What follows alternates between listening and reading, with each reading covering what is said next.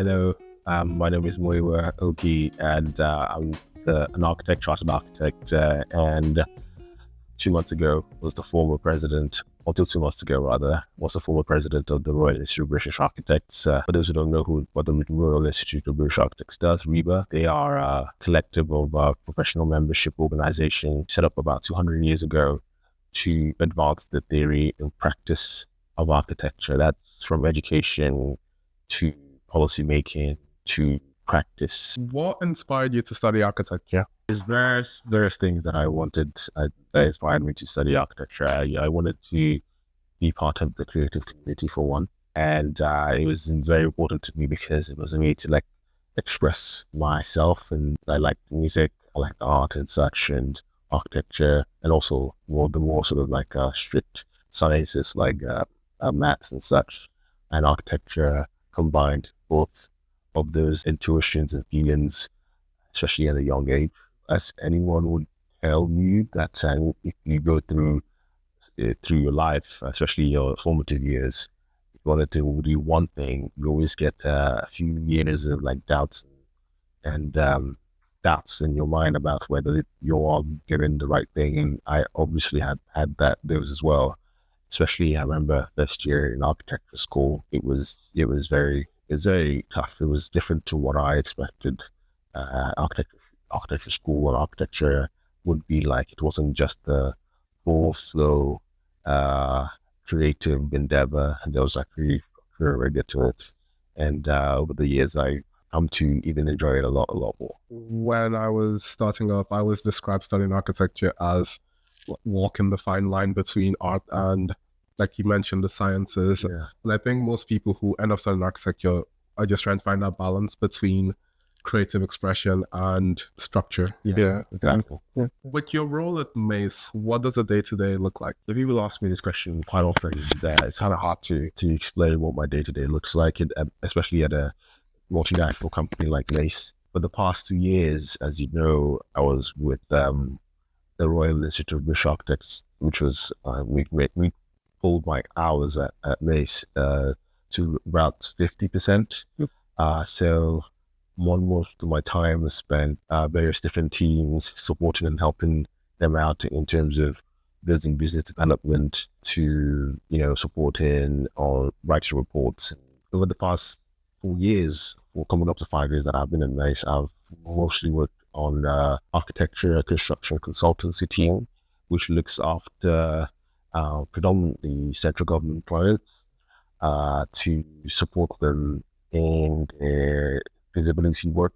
So feasibility meaning testing the site, see how many, if it's viable, how much you can add to it, understanding all the constraints, sustainability constraints from others, and giving our more, let's say, professional opinion as to whether they should go for that position or not.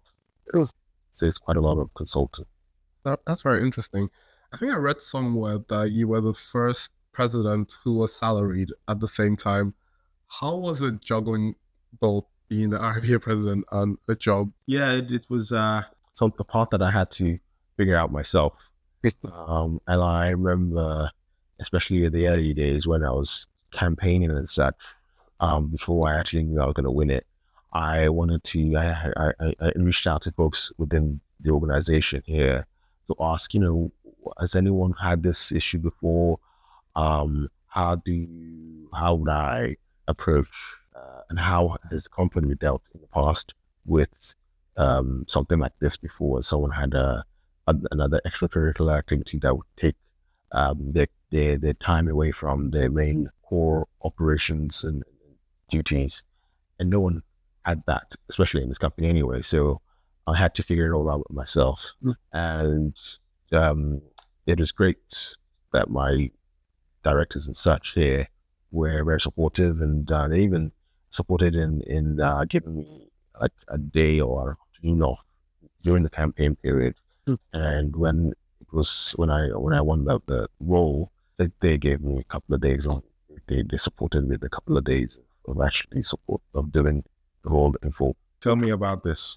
So all the pieces are images that Chiji has been so gracious to find on the internet from interviews or articles where you've mentioned something about them. Right, to buildings, right. Yeah. Exactly. So we're just making a college on that. Yeah. Okay. More and more, because I was very involved in the Sterling Prize, the Media Sterling Prize. I got to see fantastic projects, especially come up to the national awards. King's Cross being one of them, because it's so close and it feels like it's been there forever. We don't appreciate it. And if urban realm projects are designed with such attention to detail, attention to placemaking, and community making, I think we're doing great things as architects and developers. Yeah. All right. Yeah, we're right there. That's very well. Yeah. I think definitely what you say about not appreciating it happens because we walk through there so often. Yeah. Sometimes it's hard to take a moment and just appreciate what the area looks like. Yeah. Especially in the sort of early 2000s. Well, definitely wasn't like that. Yeah. So it's come a long way. And your building was one of the anchor buildings that made, when we're talking and giving the tour of the site by Argent, the folks at Argent. Yeah. The university building was one of the sort of anchor projects, made it viable, culturally viable. It was one of the first new buildings there that encouraged younger people, or different demographic of people into the space, which is something that's not ordinarily known. With your election, it was powered by a grassroots movement. Yes. Right. What would you say the biggest change you've enacted at your time as the RIBA president would be? I think one of it would be the fact that a different community, different demographic of architects believe that they have a role to play in terms of the policy and the trajectory of the body they represent. I've seen anyway in my 2 years in office a new uptake, a new cohort of architects, council. With that in mind, would be a new and different point of view, different type of issues on the table for discussion, and areas in which we need to RIBA and let a large, but also architecture in general needs to focus on. Mine was about fair pay and removing unpaid labor, unpaid overtime labor. Fortunately, that hasn't materialized yet. However, I set up a workplace a task force to look at that in general, but in specifically the future competitiveness of the profession, profession at large. I feel like unpaid work is really a big problem. I think it's more prevalent, at least within my network, as architectural assistants, because you're more likely to get taken advantage of because you're still new in the industry. Yeah. You're trying to get in, and you're more likely to say yes to any opportunity just so you're in. Yeah. I think it's really good that that's being looked at. Yeah, exactly. And if the challenge is that if practices are reliant or built upon the business models built upon unpaid labor, it means that the profession at large, or the practice at large, cannot withstand. If that goes away, it's on shaky foundation. Yeah. It can't withstand fluctuations in the market and such. So we need to have a very viable and robust economic standpoint, business models, to make sure that architecture is viable. Yeah, I keep seeing a lot of people making the point that people should not forget that architecture is a business. Yeah. And as much as we enjoy the creative aspect of it, it still needs to function like a business. Like the money needs to be made and people need to be paid fairly for the work they do. What? Good.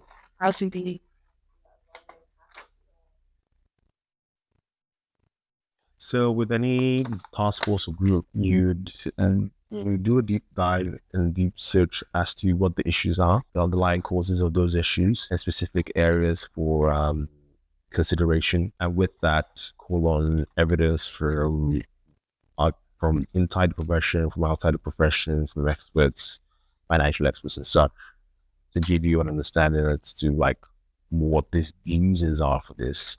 And with that, you collate all that evidence, put together some initiatives and recommendations to various people or various groups, like the RIBA being one group, ARB being one group. These practices, big and small, another group, education establishments like yours, like Westminster, Sheffield, like mine, what they need to do um, to support this whole agenda of workplace wellbeing. So it's going to take a long time, unfortunately, a relatively long time, but short time in terms of the trajectory we want to take. 18 months isn't so long, but for folks who are looking like yourselves coming up right now, we're looking for change quickly.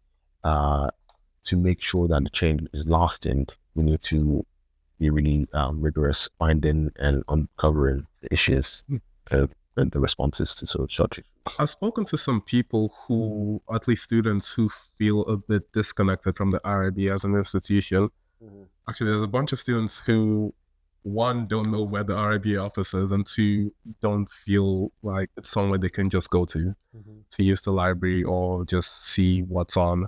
What would you say, or how would you say students can feel a bit more encouraged to engage with the RIB as an institution? Yeah, I'd say there's two things, and one of it is more of a short to medium term effort for to encourage people to engage, and one is more of a longer term project. And you probably don't know about that. So the first thing is we set up a future architect group.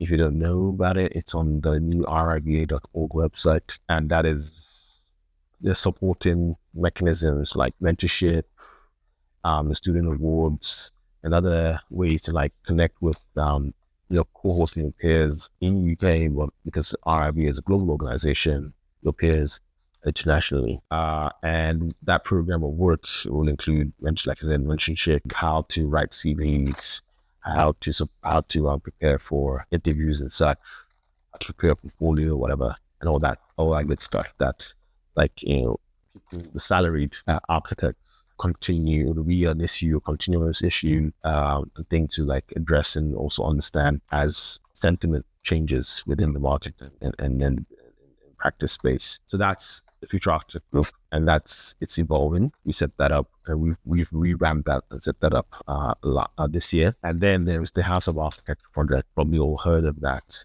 and it's some people unfortunately still think that it's a redevelopment of 66 Portland Place, but it's much more than that.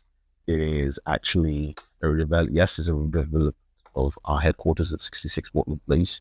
It is also redevelopment of our architecture collections, similar to the V&A collections, and finding a sort of future-proof forever home for those collections for folks like yourselves and just the general public to access, view it, and be inspired by it.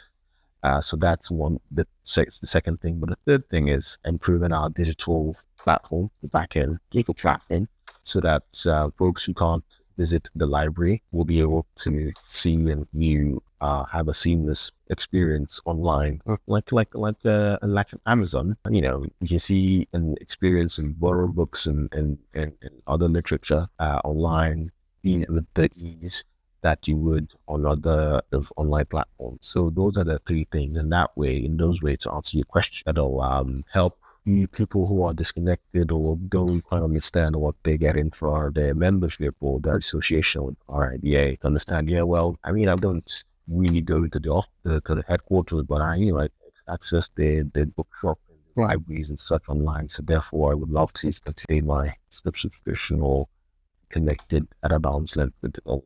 Yeah. The student, but there's some library. Yes, exactly. And it's a long time coming since we haven't done that. Organization hadn't done that for the past since early 2000. So it's about time, really. And no one. It was a nice space. Yeah, it's a nice place. Very quiet. Yeah, it's very library-like. But yes, you need to enhance it. I think there's also a feeling that the work done by the RIBA is concentrated in London, and because I did my undergrad in Lincoln, which would be under the RIBA East Midlands, but again, it felt like most of the events or interest and opportunities I was looking out for were very London based. How could all corners of the country still benefit from the same system set up in London? It's a challenging one, for sure. And it's not just an RIBA thing. I think it's also like a UK, the efforts, creative endeavors, human capital, financial capital, concentrated into London. We hear that same issue and topic of conversation when it comes to awards as well. It's really surprised to know that the past, I think, 2 or 3 Sterling prizes have gone to buildings architecture in London. It is an issue, but I'm trying to say it's a sort of national issue, not just an architectural issue. But to counter that, the regional RIBA is set up and run by a community of volunteers, and each year we increase our VEF, which is local initiative funding, to the regions to come up with ideas and such, and engage with their cohort of membership. And there's more to be done, and we can do more. And it's perhaps we need to start thinking about how we can collaborate with existing creative outlets within the region as opposed to setting up our own. While at Grimshaw, you set up the multi-ethnic alliance group. What would you say the most important thing the industry can do in terms of making studying architecture, just being in the industry, more accessible and more open as an opportunity? I think the first thing is not limiting the opportunity within the profession. For those who want to chart more expansive career pathway, there needs to be a methodology and a way and mentors to help you with that.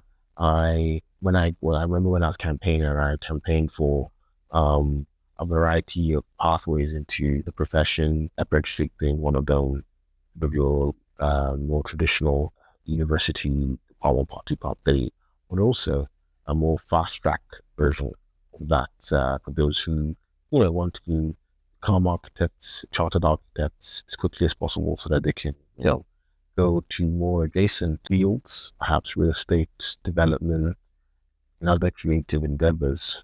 I remember talking to someone from Belgium, I think, a university in Belgium, and they call it the architecture afterlife, or the afterlife of architecture, something like that.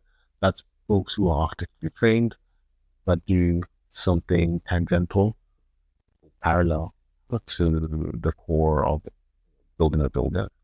And I think it is important for the architecture canon as a whole to be able to have advocates across various different professions, various different ways of life, various different creative outlets, to be silent but also loud advocates for the work of the architect and architecture as a whole. That's very interesting you mentioned that, because I wrote a very quick article on Substack about the same thing, and I titled it "Everyone Should Study Architecture, but Not Everyone Should Be an Architect." Yeah. And it's really talking about what you've just said, where if there's more people with an understanding of architecture spread across different sectors and different industries, there's a better understanding of how society could build. Because at the end of the day, even if someone who's an architect is designing a hospital, those who use the hospital on a daily basis understand the hospital way better than an architect would. Yeah. And I feel like this understanding of what you want and what you think you need comes better if you have exactly. Yeah, for sure. I do agree that. And you see it as well with other professions. And that's why I am very supportive. Again, within 2 years is such a short time, I didn't get to push that agenda a lot, which is the ARB, which is the Architecture Registration Board, a lot to define different routes into architecture, the architecture register. But I think if you see in other fields where there's a fast track route, but also if you've done another subject, you can still, transition into architecture as well, so you can come in and out of the profession. But if that means it makes it a lot richer, it means that the folks who are in there have different points of references, and you are creating a more richer, more vibrant cohort of people. Yeah, that's true. That's very true. with AI on the rise, actually read through the RIBA's report on Right. I read through the last year one and this year just to see what the conversation is. But how do you think AI would impact the industry? Well, I'm not like Nostradamus or whatever, so I don't know how to I can't predict it per se, but we will know, and we all know that new tools and technologies have direct impact on professionals far and wide. We saw it with the advancement of BIM CAD, in the 80s and 90s, in 2000, early 2000s. So AI was not naive the potential impact of a new tool like AI. What I do want to know though, and I do generally understand is that that'll help if we're thinking about it just to helping out with productivity. It's not the only way in which it will impact. I think we'll have to start thinking about how we do run the architectural business or the architectural practice, and how students like yourselves understand how to collect information, gather knowledge, decipher what's good and bad, and make good judgment. And AI will give you the ability to optioneer quicker. Because I do remember when I was in university anyway, which is not so long ago, we had to carve out a couple of days to do renders. So you've decided to you've done all your design and such, and then at the end of the whole process, you spend 2 days just basically coloring it and go putting it into V-Ray, one model into V-Ray and all that stuff. And now I'm guessing you all don't do that anymore. Yeah, that you can do this. Do it as you go. You render as you go. Mhm. So yes, productivity or the shortening the time in which you get outputs out. But that's not the only thing. So I'm saying it'll fundamentally change what it is and how you organize yourself in practice as a creative to deliver those outputs, and so therefore the business model changes. There we go. And what would you say to people who are a bit hesitant to adopt it because of the fear of job redundancies? Yeah, well, I don't think there is that fear, and and you can see outside of architecture, companies that say, oh yeah, we're going to let go of how many thousand members of staff because AI is going to do the job. But if your information is terrible, the AI only just replicates terrible stuff. So you still need the human contact, the human judgment, I say, to decipher, and you need to, especially to help as well, younger and emerging practitioners to understand what good is and what bad is, and how you can invent, change course and make it a little bit better. So that kind of judgment call is still necessary. If you had any advice to architecture students, what would you say to them? Well, my first advice and one of my advices that I give to my mentees is that you're really serious about architecture, be an architect, qualify as an architect as soon as possible. That is my core message. Take the shortest route that is available to you right now. That's, if you know that's within your capacity, do so. That's advice number one, core advice. And also, again, be curious. We wrote all about AI and such. There are some articles and opinion pieces and podcasts that are talking about, AI brain or something, where it is, if you're using AI to write things and produce your images, you're not using the part of your brain or like that you normally use if you're actually writing your work yourself. So that's sort of like left and right. You're not using both sides of your brain all the time. So I would encourage you, yes, use AI to augment the work that you're already doing, but ensure that you're remaining curious. You're asking questions and you're not just taking things as read, basically. Challenge opinion, challenge ways of thinking. And then thirdly, the whole conversation about form versus function. I think we should be moving into function versus purpose. What is the purpose of the project that you're working on? How can the suggestions, your projections, suggestions, whether it's architectural, spatial suggestions, how can that enhance curiosity? What's the purpose of the suggestion, and how does it function, as opposed to is it the form good? Yeah. Is it modernist or is it classical or whatever? I think we're more away from that, or we should move away from that rather. Well, what did it feel like when you found out you'd won the election? I was just another day. Really. I mean, I wasn't.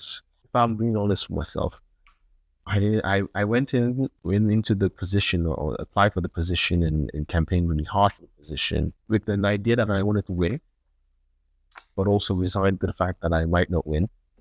So I didn't have the highest expectations of with it.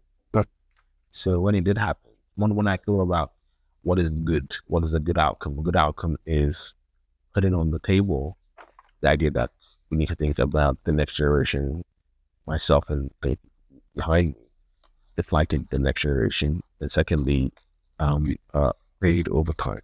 If that was on the ballot, that was on my ticket. If that was going to change the conversation within upper echelons of RIBA, that is a win. So the fact that I actually did win was an extra bonus. I remember when you'd won. Funny enough, my dad sent me the article saying you'd won before I could even see it, and it has nothing to do with architecture. To him, it was a signal of what is possible. Right. Yeah. Yes. To him, it was like, look, this has happened. Yeah. In a way, the door is open. Like, Yeah. Exactly. aspire to achieve whatever you want. Yes. And Exactly. Yeah. Yeah. There shouldn't be any limits to Exactly. the way you see yourself and what you can achieve. Yeah. What is your unpopular opinion about architecture? What's my unpopular opinion? Well, I have an unpopular opinion about like the creative sector. Yep. And in particular films in particular, and I see that as well, which kind of seeping into architecture as a creative endeavor, which is we are now living in a sort of hyper financialized world. And what I mean by that is movies are really pissing me off right now because they are franchises now. You don't get to see original script. There are reboots of reboots, and most movie companies, you go to take what they call their IP. So you see it in Marvel, for example, and I've lost count, and I'm actually disinterested in any Marvel movie that comes out now. Endgame, I think it was Endgame, whenever Thanos had the rings. After that, I just close my ears and my eyes. And I think that my position on that is because Marvel and Disney own the IP, and the reason why they are regurgitating and trying to basically milk the cow is because the movies are not movies in themselves; they are financial instruments. So to release a movie, you have to spend quite a lot of money on it, but be certain that you're gonna get 2x, 1.5, 2x, 3 times the return that you invest in the movie. So the movie is competing with the stock market, and I can see that as well in real estate. And with that, outside from that, architecture. So a building is not a building that functions for a purpose, to house people or to create community. I can see, hopefully it will change direction here, that building architecture will be designed for financial purpose. so that it can 10x, 2x, whatever x the investment from, investment houses and such. And that's where things are currently going. But we need to think about what the purpose. An architect as well, we need to be the advocate for more stronger purposeful architecture, similar to directors and architects need to advocate for more meaningful and purposeful movies that actually tell us about society. And that's very interesting. Yeah. It's almost like the system has found a model that works, so why try anything else? Let's just, if this has made us money, it'll keep making us money. Let's just keep it the same. Yeah, let's just regurgitate. Oh, there is a hyper-financialization of the creative sector going on. Yeah. Oh. And I started thinking about this in 2023, and I read what's his face, Arnold Schwarzenegger's book, and there was a Netflix, and then he did quite a few documentaries and podcasts and such. And he talks about when he became the one of like highest grossing movie stars, and he was basically and this theory of that is that the movie studios own you now. They own the actor, and they'll tell you what to do, as opposed to the actor having agency to direct what is good and what's bad. Yeah. So again, using movie as analogy, there's not enough movies out there that you go to see because of the actor.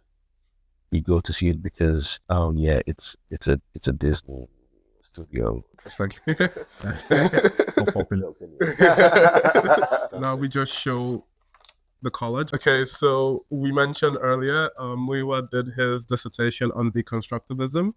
So we have the Bilbao. He enjoys the Barbican and the Tate Modernist places in London to visit. So if you're ever in London, ensure you visit them.